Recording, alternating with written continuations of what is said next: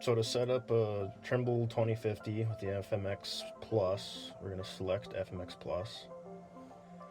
And to set our settings correctly, we're going to go to settings. We're going to click on GPS receiver. We're going to go to setup. And the admin password on all displays is 2009. And we want to go to GPS output. And where it says GPS speed and position, we want to change that to, instead of off, change that to 5 Hertz, and we're going to change it from CAN A to TM200 CAN B. Then you're hit OK, and it takes you back to home screen, and then you're done.